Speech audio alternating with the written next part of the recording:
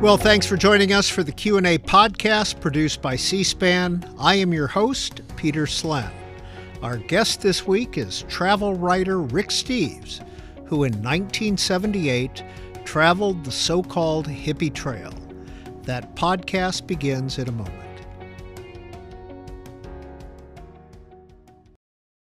Rick Steves is well known as a travel writer and tour operator, and Americans have used his guides, written and oral, to follow in his footsteps all over the world. But as a young adult in 1978, he traveled the Hippie Trail from Istanbul to Kathmandu. This was a roughing it backpack trip, and in his latest book, taken from his contemporaneous journals, he details his time behind the Iron Curtain, in restless pre-revolutionary Iran, crossing the Khyber Pass, and arriving in India. Our conversation with Rick Steves begins now. Author Rick Steves, what is the Hippie Trail?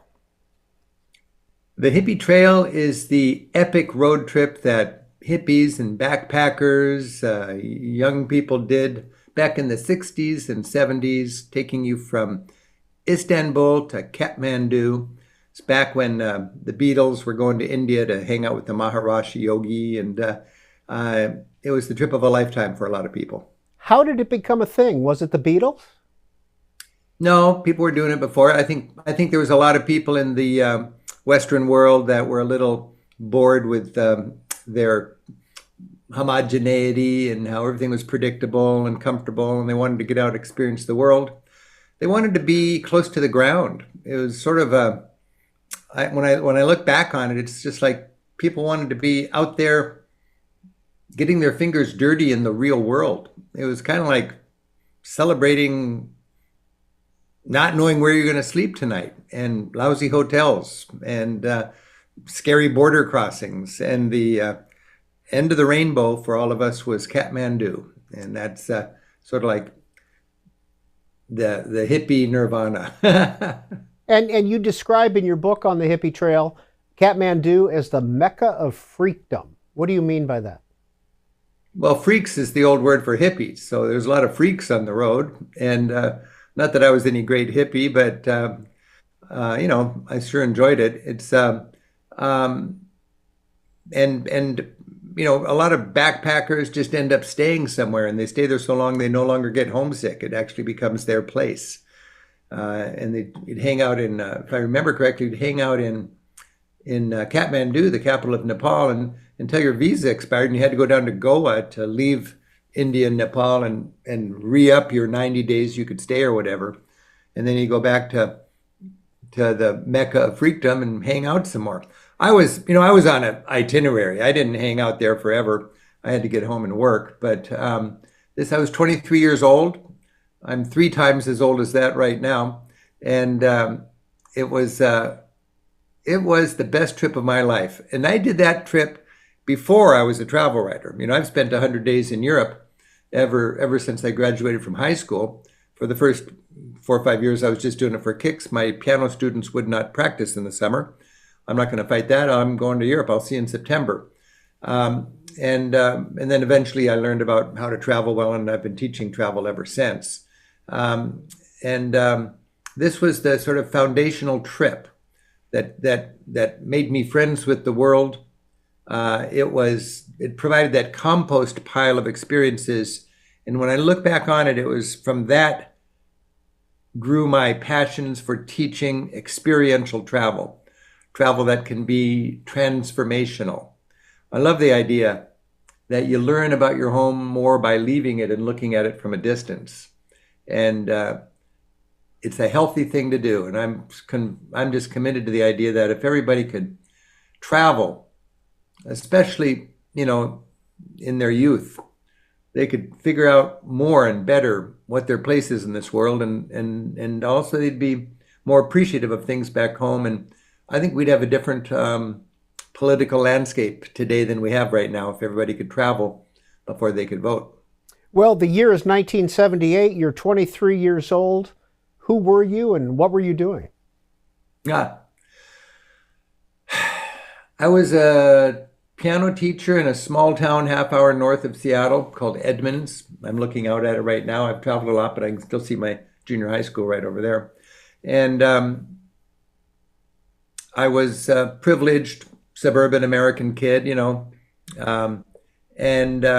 every year I would go to Europe. I never wanted to go to Europe. My dad was a piano tuner. He started importing pianos from Germany. He said, "Son, we're going to go see the piano factories in Germany." Thought that's kind of a silly idea, but okay, Dad. And I got over there and I realized, wow, this world's interesting. After a couple of trips to relatives in Norway and piano factories in Germany, I decided I don't need my parents for this. Traveled every summer. I was learning from my experience. Other people were making the same mistakes I had made. So I just thought, that's crummy. Why can't I package the lessons I've learned from my experience and teach those? And other people could learn from my experience rather than their own and have a better trip. And I'd have a good excuse to go back to Europe every year and update my material. That's what I did a couple of years after this hippie trip. I became a professional traveler. Over there taking notes, learning from my experience. When I got ripped off, I celebrated. They didn't know they just ripped off. I was going to learn that scam, bring it home and share it with all my public here. But in 1978, I was just a happy piano teacher. My girlfriend was a piano teacher. We were going to get married and move our grand pianos together. Grand pianos can snuggle. And the last words in this book on the hippie trail I got home, I turned my recital hall into a lecture hall and gave up my piano students and started a small travel business. So when I discovered this Hippie Trail book, this book is my newest book, but it's also my oldest book. It's a 60,000 word journal that I wrote diligently as a kid traveling from Istanbul to Kathmandu. And every year I had this passion for writing journals. I mean, this is the kind of handwriting I had back then. I can't even read my handwriting today, but that's 2 pages out of a couple hundred in an empty book that I wrote. And I wrote that journal and I got home and I forgot about it, basically. I don't think I read more than 3 or 4 pages of it until COVID hit. And then with COVID, I had some time on my hands. It was kind of a forced sabbatical for a tour guide and a travel teacher. I read the book and it was like an anthropological dig into myself when I was 23 years old. Vivid, candid, unguarded, politically incorrect, raw. It was good travel writing. Wow. And I wasn't a travel writer. I was a piano teacher. I'm kind of worried about vanity press. My mom would love this. I think it's interesting. No. I had to run it by my publisher. And they thought, this is great. Let's publish it. I've written 60 or 70 books since, all about traveling in Europe, because that's what I do. I write guidebooks with my staff of 100 people at my company, Rick Steves Europe. But this was 2 years before my first real travel book. This is just my journal, my selfish journal. I wrote it for myself. And now, so many years later, 46 years later, it occurred to me, this is a historic thing. This is the last year you could do the Hippie Trail, 1978. The next year, the Shah fell and Khomeini came and Iran became a theocracy, a Muslim, they had an Islamic revolution there. The next year, the USSR invaded Afghanistan, so you certainly couldn't travel through Afghanistan anymore. Nobody ever did the Hippie Trail along the classic route again. I documented it in 78. It was the perfect time in my life to do it. The month after I graduated from college. I had the 60,000 word journal that survived, and I photographed it beautifully. I'm no great photographer, but for some reason I did a gorgeous job of filming this thing, and those photographs survived also. So that's, hard to do the book without photographs like that. Heading east from Istanbul, going to Kathmandu. Well, you said your goal was to write 1,000 words a day, and you talked about the importance of writing contemporaneously and not 2 days later. Oh, yeah. You got to write in the field. You got to have squished bugs on the page when you get home. And to me, I wonder why I have this passion about journaling. And every year I bought an empty book. You know, it's a hardbound book, much like this book, but just a hardbound blank cover, blank pages, 200 blank pages. And I've got this lack of respect, let's put it politely, for a person who writes a journal with a spiral stenopad notebook. You know, those spiral metal bindings. Because it should be lasting. You're writing this journal for the rest of your life. And this journal needs to be a dignified hardback book. And that's what I did. And I've got 7 of these journals for 7 years of travels. And this is just one of those journals. But for me, when I'm in the field, all these beautiful moments happen. And they're like, I've been in butterfly houses where there's butterflies fluttering everywhere. And I love it. And when I'm traveling, these moments, these what we call magic moments, they flutter by. Boom. Oh, that was great. Boom, boom, boom. And if you don't write them down, you'll never see them again. Ha! And I was like netting butterflies. You know, a lot of people like to net their butterflies and pin them to a board on the wall so they can enjoy those beautiful butterflies. That's what I was doing with all these experiences on this trip. And I think it causes you to be a little more observant, a little more appreciative. Writing it down, the discipline of writing it down makes you also think about what's the meaning of this? Why did I stumble into this? So what? Is it of any value? And you have to struggle with that, and you note how you feel. And when I was 23 years old, I was not political. I could care less about poverty. I smoked marijuana for my first time on this trip. I didn't know what I was going to do with the rest of my life. I thought I did, but I didn't. I was very ethnocentric, and then I realized how I don't want to be ethnocentric. To this day, India, when people ask me, what's your favorite country, because I write books about Europe, people know me for Europe, because that's my beat. My mission is to equip and inspire Americans to venture beyond Orlando, and Europe is the first stop. It's the wading pool of world exploration. But my favorite country is India. And I wonder, why do I think that? And I think it's because India wallops my ethnocentrism. India rearranges my cultural furniture. India humbles me.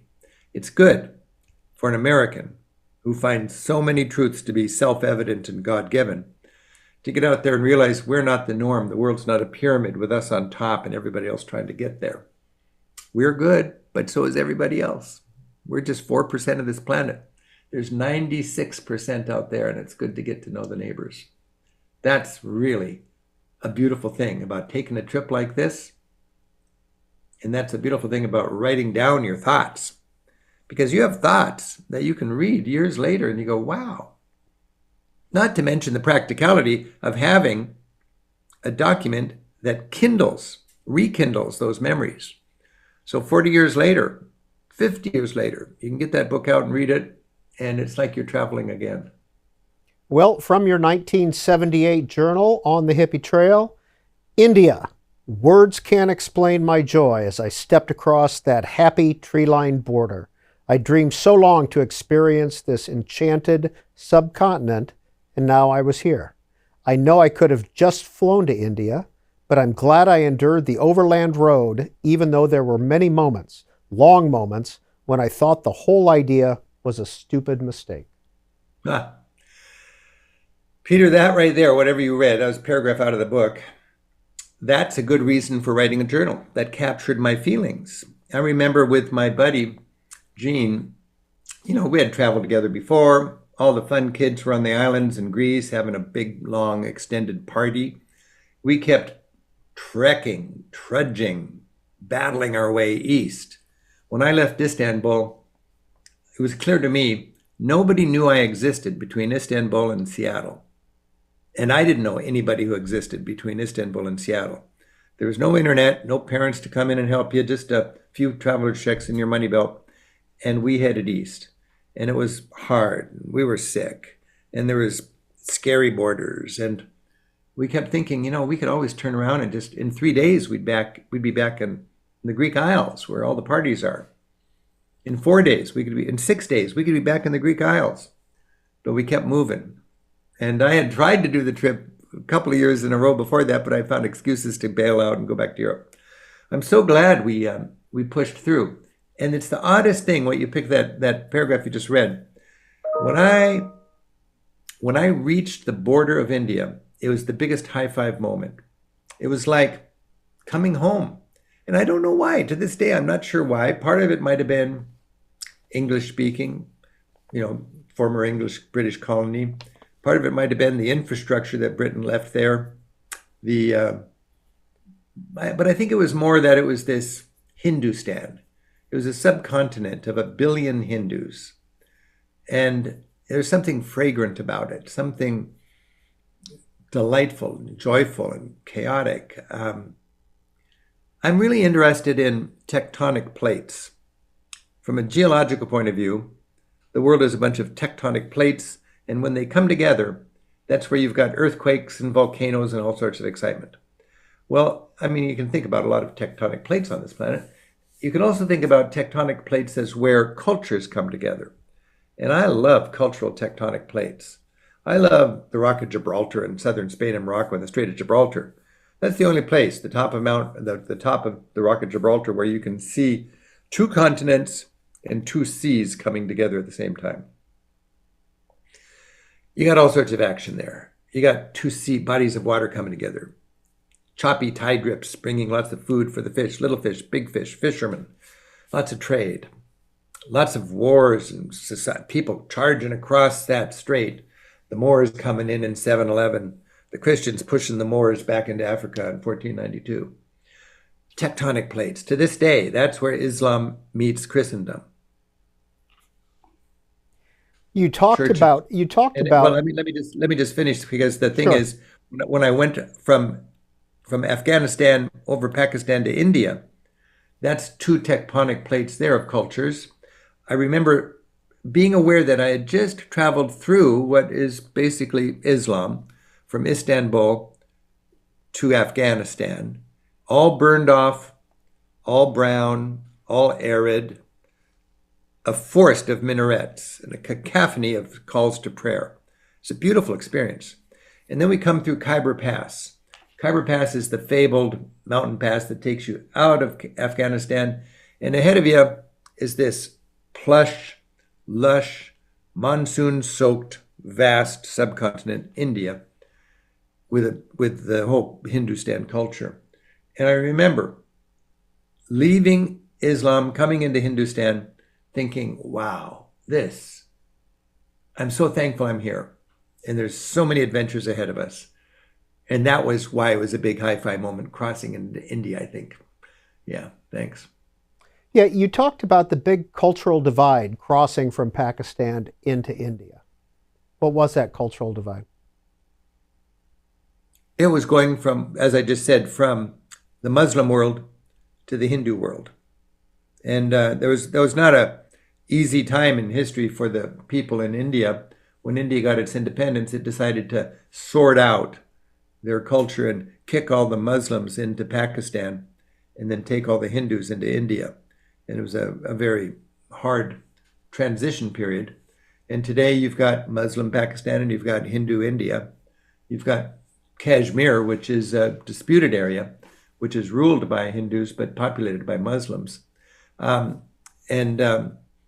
was something that it's interesting for me to look back on things, Peter, because I know things now that I didn't have a clue about back then.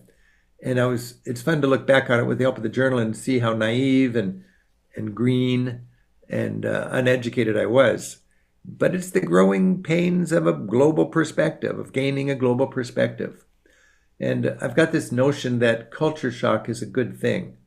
A lot of people try to avoid culture shock. To me, culture shock is constructive. It's the growing pains of a broadening perspective. And it should be curated. In fact, that's what I do now in my work, is I help to create culture shock, and I help people to see it as a constructive thing. and capitalize on it. So they go home with a dual citizenship, a keener appreciation of what it means to be an American, and a global citizenship. They actually care about people beyond our borders. I want to ask you about 3 sites that you visited in India: the Golden Temple, the Taj Mahal, and the Ganges River. Ha! Well, those are all very classic sites when you go to India, and they are clued into that culture. The Golden Temple is in Amritsar, which is the capital of Punjab, which is the center of the Sikh religion. And the Sikh religion, I don't know that much about it, but it's famous for being hospitable to strangers and welcoming. And I've never been to a very, very, very sacred place for a religion that felt so welcoming as the Golden Temple of the Sikhs in Amritsar in Punjab. Wow. And to go there, I remember it was really wet. It was raining. And we had to walk around the temple in bare feet. And it was the most beautiful experience. And there was so much devotion around us, so many people getting close to God. And I just loved, the Golden Temple was dreamy. The Taj Mahal is one of those places that everybody dreams of going. And those places that everybody dreams of going are often disappointing when you finally get there. It's like the Mona Lisa. Oh, it's dingier and it's smaller than I thought. And it's surrounded by crowds of aggressive tourists. Messes up the whole vibe. The Taj Mahal did not disappoint. It exceeded expectations. And I remember going there. It was so good that we just stayed for the rest of the day. We just wanted to be there and kind of meditate on it.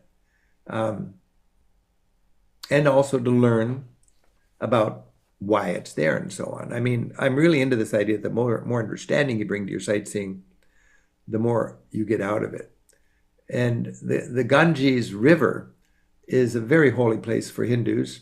I certainly don't fully understand it, but I know that a lot of Hindus aspire to die in Varanasi, the holy city on the holy Ganges River, where they'll have their bodies burned and their ashes tossed into the river.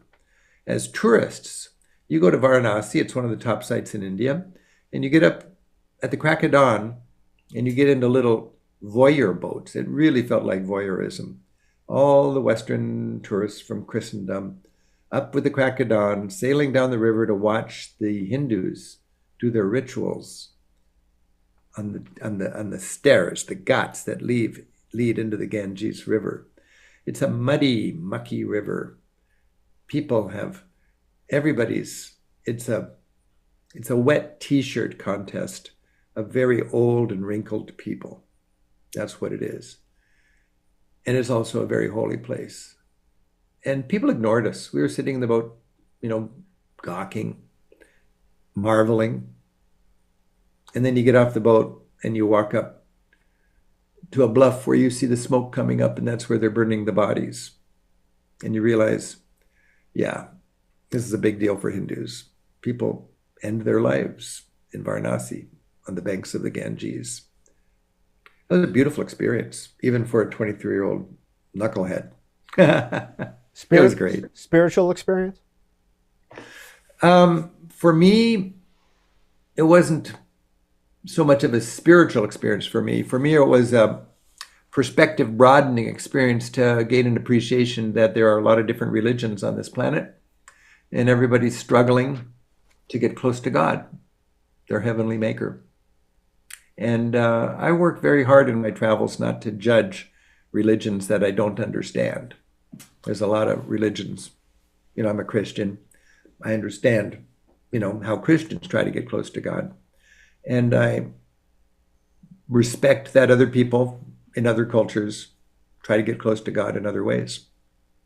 From your 1978 journal writing about Varanasi, every tourist in the city is harassed from dawn till dusk by people of all kinds who see each tourist as a walking money tree.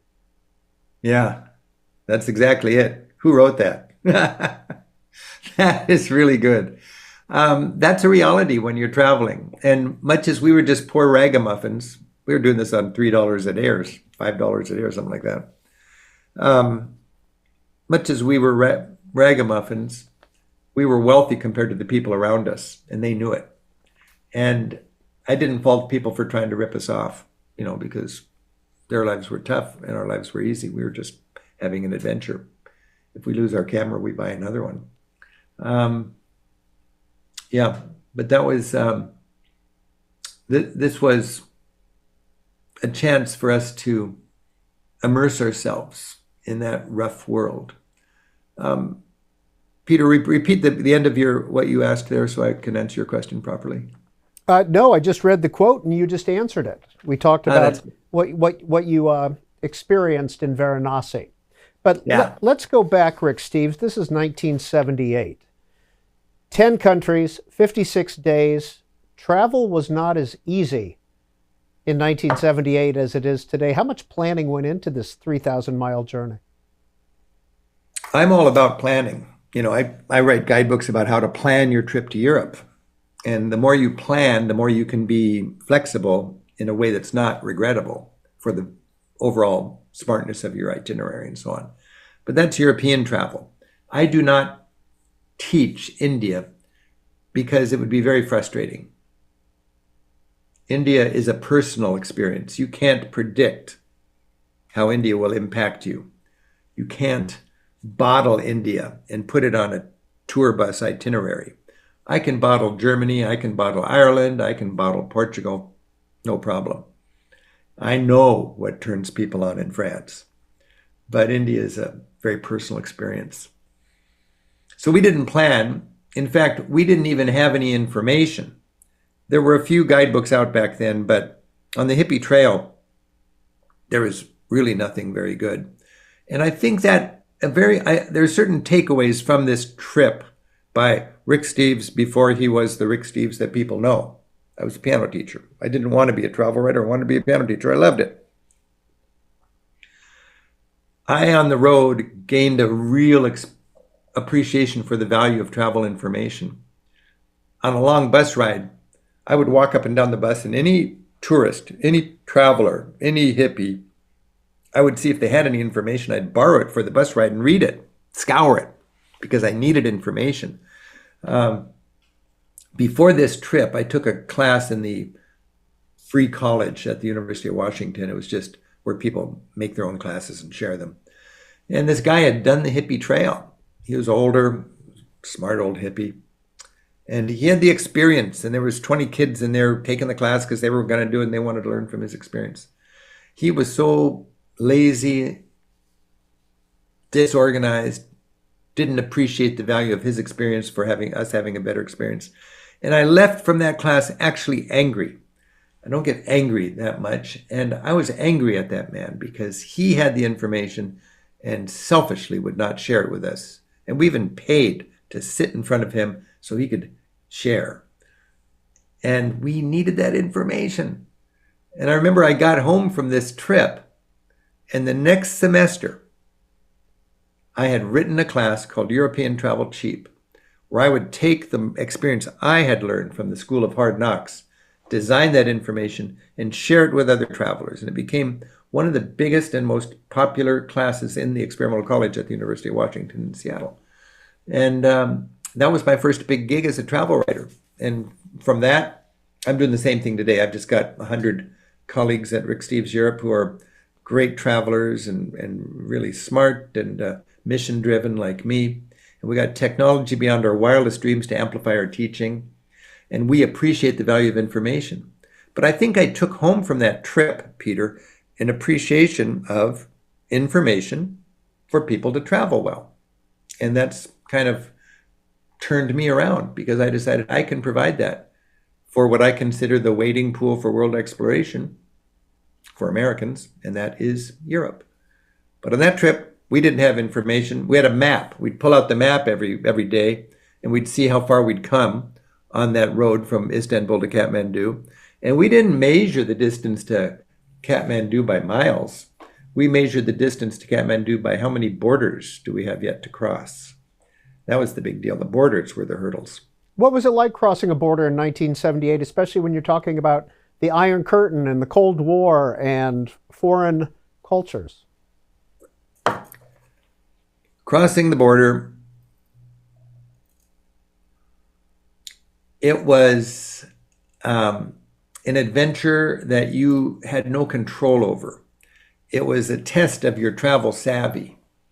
At a border, when you go from Istanbul to Kathmandu and you have long hair, at the border, you got to be careful somebody doesn't put anything in your bag so the police can find it, and then you can be extorted out of all your money in order not to go to jail because you had some marijuana or some drugs in your bag.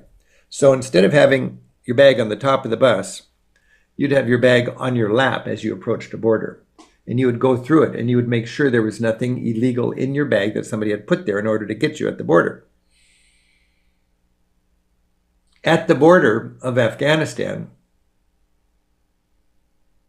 between Iran and Afghanistan, I remember there were waiting rooms, and in the waiting rooms there were cloudy glass cases that were displays, like little museums, documenting how hippies in recent years had tried to smuggle something across the border, illegal drugs, and how they were caught, where they tried to hide the drugs, and where they're in prison.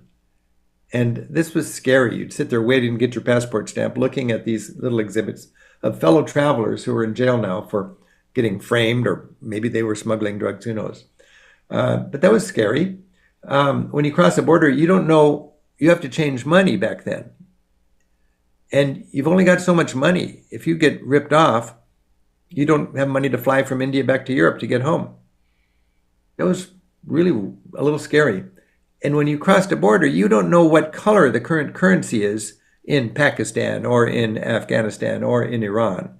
Maybe it's light green, maybe it's light brown. You don't know what the currency is. And you got people at the border, unsavory characters selling money. And you buy a bunch of money that's light green and you get over there and you try to spend it. They go, that's last year's money. You got to have light brown money now. So that was scary. And there's also, you had this thing called the yellow International Certificate of Vaccination. The yellow International Certificate of Vaccination. That's how we always called it. And even in Europe, you always had to have that in your passport. From France to Spain, you might have to have a different shot. Get back into the United States, you got to have your shot. Crossing the border on the Hippie Trail, you better have your yellow International Certificate of Vaccination. It better be good. Jean, my buddy, had some problem with his on the border of Afghanistan. So we had to wait at the clinic for a doctor to get there. Doctor got there, looked at the thing, you need this shot. And I remember, like a nervous mother, looking at my darling daughter or something, or my son, Jean, and he would take his shirt off and he exposed his arm. And then I saw the needle bending as the doctor tried to put it into his arm. It was a very well-worn needle, that's for sure. I'm glad I had my shots in order. But all of those sort of adventures were yours at the border. And every time you crossed the border, you felt really good. What should we know about your travel companion, Jean Openshaw? I'm so thankful to have a good buddy to travel with back then. Jean was my best travel partner. We went to high school together, went to junior high together. We were creative partners even back in those days. You know, if we had a pep rally, Jean and I would be up until the wee hours in the street practicing our skit that we'd share with our student body the next day. Jean and I were like on the school newspaper and in the yearbook staff. And I talked Jean into joining me for our graduation from high school trip around Europe. That was the Whirlwind Europe trip with the Eurail Pass. Great trip. And then 5 years later, we're both graduated from college. He graduated from Stanford with a degree in comparative religious studies. And I graduated from the University of Washington with a European history and a business administration degree. And I whispered in Jean's ear, go east, young man, go east. And we went from Istanbul to Kathmandu. Jean, we're good buddies to this day. Jean has been a collaborator of mine on my staff. I've written a lot of books. If I write a book that has a lot to do about history and art, Jean's a co-author. Jean helped write the script. He was instrumental in writing the script, the 90-page script for our 6 hours series on art of Europe. I've written a TV show about fascism. Jean helped me with that. And we go to all the great museums in Europe, and Jean helps me with that. So we've traveled together, we collaborate, we write together, and Jean's a very creative soul. He's a good guy. Afghanistan. You talk about losing your marijuana virginity. Tell us that story. You want to hear how I lost my marijuana virginity? All right. When I look back on it, that's the fun thing about a journal. You capture your feelings at the time and you look back on it and you have some perspective. Most of my friends at the University of Washington smoked marijuana recreationally. I never did. I just thought, I don't want to cheapen myself by taking marijuana because of peer pressure. I wanted to feel good about it. I was like that nice young girl or boy that didn't want to just throw their virginity away in a way that they would regret. I wanted to respect myself the next morning. I wanted to smoke pot when it felt right. And it felt right in Afghanistan, baby. So we crossed the border from Iran into Afghanistan. Our first night was in Herat, the big city in western Afghanistan, a wonderful city. Herat is where we decided, yep, we're going to India. We're not turning back. This is the point of no return. Jean had smoked pot before. He was pretty good at it. He was kind of holding my hand and saying, okay, Rick, remember sometimes you don't always get high in your first try and so on. Jean scored some good stuff. I don't know if it was hash or marijuana or whatever, but you smoked it and you got high. We were smart. You don't just do that in the street. I mean, you end up in a jail. We smoked in our hotel room. I remember looking at the naked light bulb dangling from the ceiling and thinking, is that breathing? And then, it's funny, I didn't know if I was high, but thinking back on it, I must have been high to look at a light bulb like that. I ended up on the rooftop with the man who was the janitor of the hotel. And he was done working and I was high for my first time.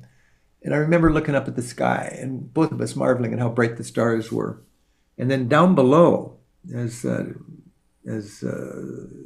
darkness swept across the town, the chariots in this Afghan town, people got around in chariots. They were wagons with two wheels driven by a horse. And it was almost like, okay, now we're going to have some fun. We've worked all day. People were out cruising in their chariots and it was dark, so they had torches on them. And it was just a beautiful thing. People charging through the streets of Herat with their torches in the nighttime. And from that point on, Peter, when I read the journal, I read it, it sounds so great. And I often wonder when I'm reading it, was it really that good or was I high during this little episode? But we enjoyed smoking marijuana in Afghanistan, in India, and Nepal. It felt right. You bought your marijuana in the market like you buy herbs. People all around, instead of drinking alcohol, they were smoking pot. And I had some of the happiest times of my life, high in the Himalayas, high in altitude, and high with the ganja. And 30 years later, I was a leading proponent of legalizing marijuana in the United States. In 2012, I was the leading spokesperson, a major funder, and an advocate for legalizing marijuana for responsible adults, recreational marijuana, not just medicinal. And Washington State, along with Colorado, was the first state in our country to take the crime out of the equation and to recognize the civil liberty for responsible adult Americans to smoke pot recreationally in the privacy of their own homes. And it relates to my thing as a traveler. I am a travel writer. For me, high is a place. If I want to go there, and my government says I can't, there better be a good reason. And there's no good reason for our government to tell me I can't. Work real hard all day long, come home, just smoke a joint and stare at the fireplace for 3 hours. If I want to do that, that's my civil liberty. So that's kind of my thing, and I look back on it, and it came out of my experience on the Hippie Trail. It's not all about marijuana, it's about freedom, and it's about civil liberties. It's not a big part of my life right now, but I am keenly aware that in the United States, a privileged white person can smoke pot pretty safely, even in red states. But if you're a poor person or a person of color, it can be a very, very difficult fork in the road of your life. It's just not right. So I work to this day. I'm a board member of Normal, proud board member of Normal. I was the chair of the board for 3 years. And we're doing hard work. We're doing hard work to help legalize marijuana, to take the crime out of the equation, to end the racism and the non-productive fiasco of the American government's prohibition against marijuana. And of course, Normal is a national organization for the reform of marijuana laws. Rick Steves, you talked about visiting countries that are difficult to get into. We're going to show a little video, pardon me, a little video from 2014 in Iran. Here it is. And Peter, before you do that, I'd just like to say my most impactful experiences as a traveler have been when I go to places I'm not supposed to go, according to our government. You know, Nicaragua back in the day, Cuba, Palestine, and Iran. I won't say to be risk-taking. Don't go there when times are tough. But when it's calm and you want to go to these countries, you certainly can. So thanks. I'd love to see a little bit of Iran. Faces seem to tell a story and are quick to smile, especially when they see a film crew from the USA. Actually, we found that the easiest way to get a smile was to tell people where we're from. I'm from the United States. Oh, you're from the United States? Yeah. Okay. Yeah. America? No. Yeah. It's true. Yes, it's actually true. I love you, America. That's true. Thank you. That's nice to hear.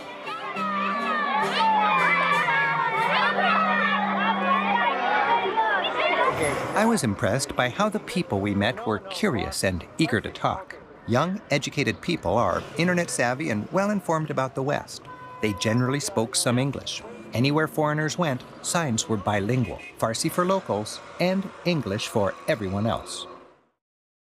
And that was from your PBS show, Rick Steves, Iran. How did that 2014 trip compare to your experience in 1978 when you were there?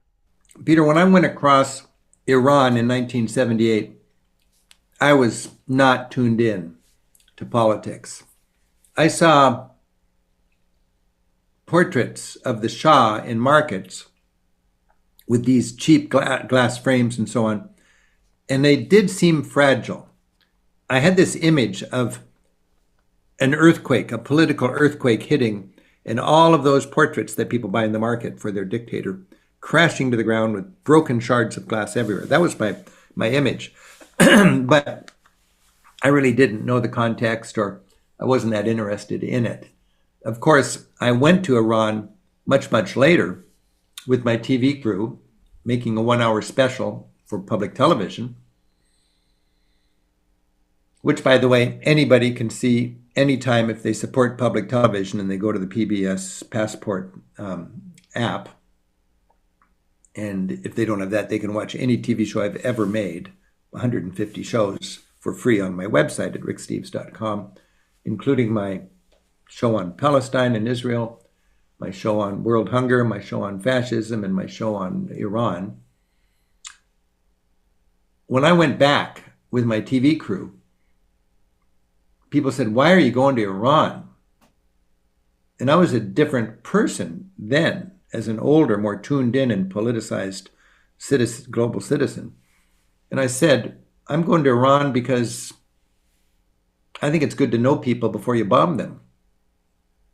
It should hurt. As a tax-paying American citizen, I have this strong belief that any bomb that drops and any bullet that flies from my government has my name on it. And I should take some responsibility for it. And I wanted to understand, who were the Iranians? Who were the 70 million people that voted for Khomeini? How could they vote for a guy like Ahmadinejad? Who was the base of these people that seemed so crazy to me? It's hard to imagine a well-educated society voting for that. Of course, in the decades since then, I've seen it in democracies all over the West, including ours, that you surprise a lot of people by who you choose to be your leader, and then you elect that person again. I just wanted to humanize Iran. I wanted to make a 1-hour show about Iran that didn't scare people, but just let us know who are the people of Iran and what is their context. It was a beautiful experience for us to be able to make that TV show. It's one of the most timely things we've ever done, and I think it's still worthwhile today.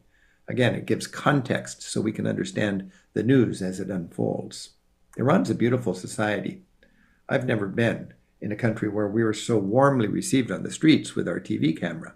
You'd think people would be throwing stones at us. There's an American TV crew. No.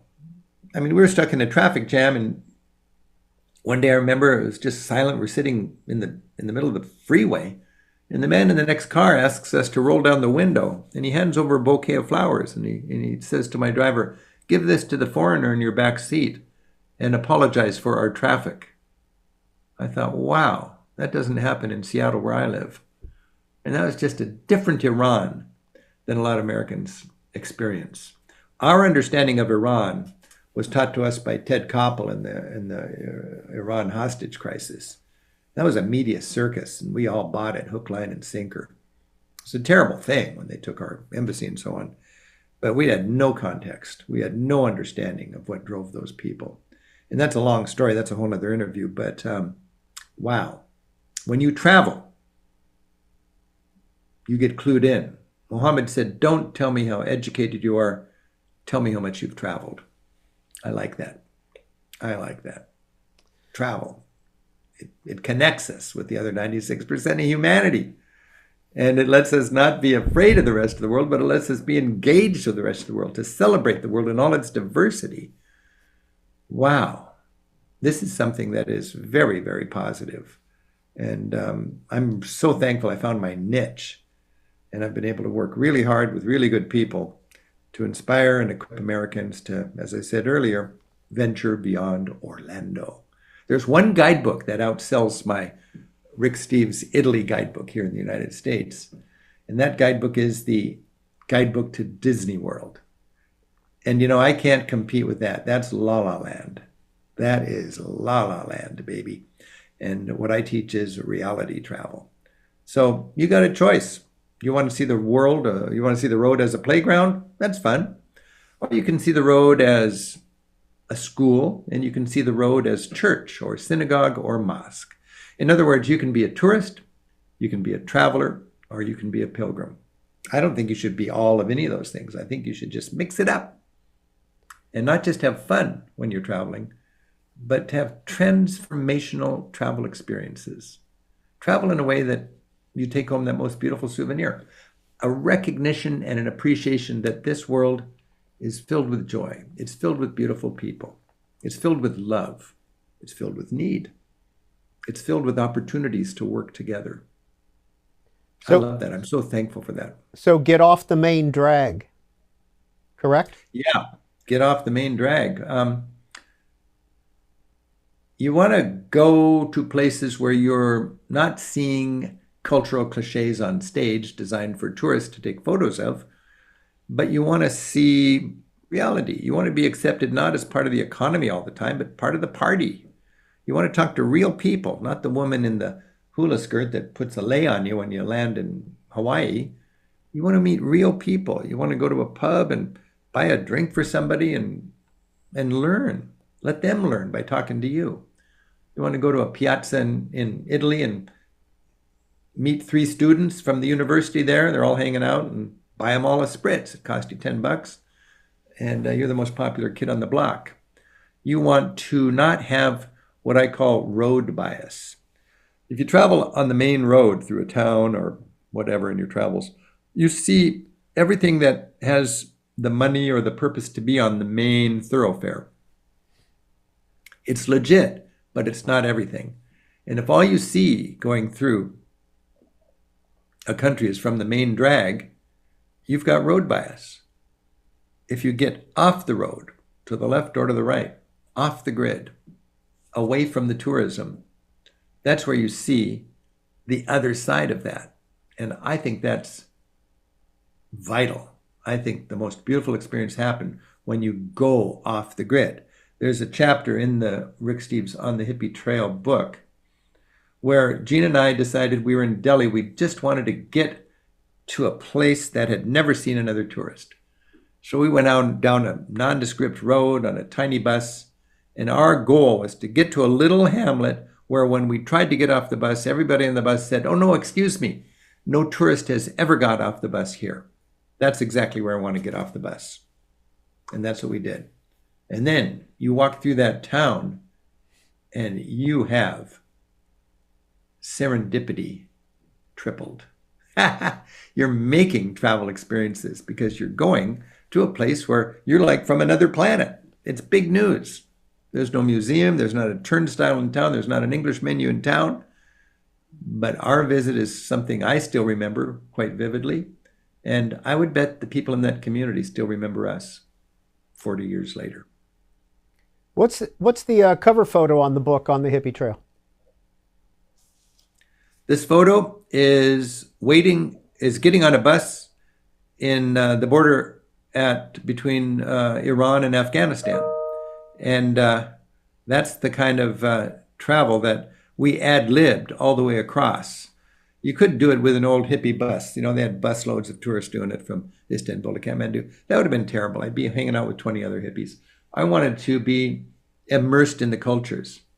I wanted to, I remember on one of those buses coming over the Khyber Pass, I had a window seat. I always wanted a window seat.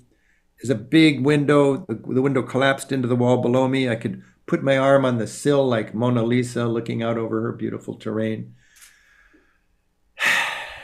There was some vomit from the person who sat there yesterday, still crusted to the outside of the bus. That was the only thing that made it less than perfect, but it was all part of the scene. And with that, I went from Islam to Hindustan, just one more day on the Hippie Trail. I don't know if you've looked at your Wikipedia page recently, but I want to read a quote from your Wikipedia page and get your reaction to this. Steve is a workaholic.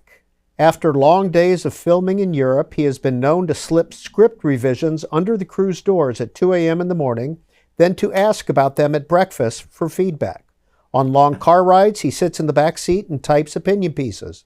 He maintains hands-on control of every aspect of his business. Wow. That's pretty good. I do micromanage. I think that's something I annoy my staff with a little bit. I wish there was 6 of me so I could be involved in everything. I love my work. We think that it's really important that we help Americans travel thoughtfully. And I work hard and I work long.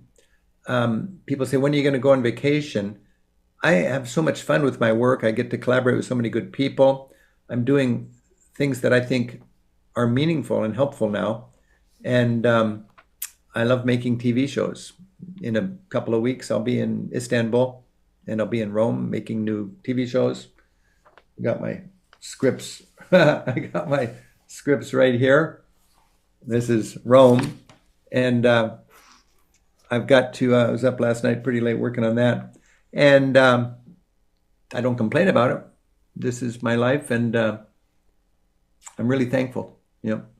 Mr. Steves, do you still lead tours to Europe? We take about 30,000 Americans on our tours every year. We have, that's the big part of our business. We make TV shows, we do guidebooks, and we take people to Europe. And that's about 40 different itineraries, about 1,200 different tour buses are going around Europe. I've got 150 guides in Europe who work with me. For 25 years, I led tours. I loved leading tours. Now I have to decide what's the most valuable use of my time, the most productive use of my time. And the fact is, my guides do a better job of guiding tours than I could. People would like to get to know me, I think, and be with me as a tour guide. But no, my Sicilian guides do a much better guide of Sicily than I could on Rick Steves' tour. My Slovenian guides do a much better job of Slovenia and Croatia. My German guides do a much better job of Germany, Austria, and Switzerland. So no, I don't lead the tours anymore. The one tour I do lead, Peter, is Each year, I like to do a guide mentoring tour. We have 150 guides. As guides retire, we got to get new guides. And we hire a lot of guides who are already professional tour guides, but they need to drink the Rick Steves Kool-Aid as far as how to do a good what distinguishes a Rick Steves tour experience. So that's the guided tour I want to lead. And in the off season, in the dead of winter, I will lead 25 new guides on a Rick Steves tour. Again, they're all professional guides, but they need to let me be their guide for 7 or 8 days. And we go around with a couple people from my tour staff, and we let them know what's important for us, what our travelers expect, so they can be a good, not just a good guide, but a good Rick Steves guide. People who take our tours generally are coming back for more. Half of the people have been on more than one of our tours. Of the 30,000 people that went with us last year, many of them had taken 10 or 15 Rick Steves tours. We have to shape the clientele. We have to, for the right person, it's a wonderful vacation, but for the wrong person, it's a hellish experience.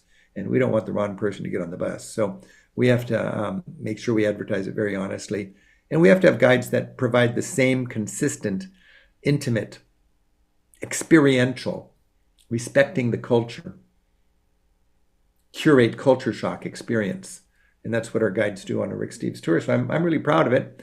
And these days, I'm more likely to take a Rick Steves tour than to lead one.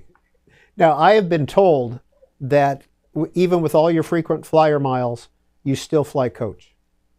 Is that true? Wow. You've done your research, Peter. I've never flown anything but coach, and I don't mess around with frequent flyer miles. But I'm just happy to be on a plane going to Europe in 9 hours safely. I always go coach. I wish they would. I'm kind of maybe that betrays my leftist thinking about politics. You got so much space on a plane and so many people. And instead of giving some people more and some people a little and some people less, I'd rather they sliced it all up to the so everybody had the same, and we'd all have a couple more inches of legroom. But I'm just so happy to be buried in my laptop as long as I've got a battery, doing my reading or writing and getting to Europe safely in 9 hours. If somebody complains about legroom and bad food or no food on a plane, I just say, look out the window and imagine doing this on a bus. Be thankful you're on an airplane. And one final quote from the 1978 Hippie Trail trip that Rick Steves took. This is from Afghanistan. A gentleman told him in Kabul, quote, "A third of the people on this planet eat with spoons and forks like you. A third of the people eat with chopsticks. And a third of the people eat with their fingers like me. And we're all civilized just the same." On the Hippie Trail is the name of the book. The subtitle is Istanbul to Kathmandu and the Making of a Travel Writer. And Rick Steves is the author. We appreciate your hour with us. Thank you, Peter, and bon voyage and happy travels to you and all of our viewers. Well, thanks for listening to this week's Q&A podcast produced by C-SPAN. If you like this podcast, tell your friends, rate and review us, and follow us on social media @BookTV for more updates and schedule information. Next week, we sit down with PC Pro future editor Nicole Colby, who has written about technology in her book, The Long History of the Future: Why Tomorrow's Tech Still Isn't Here.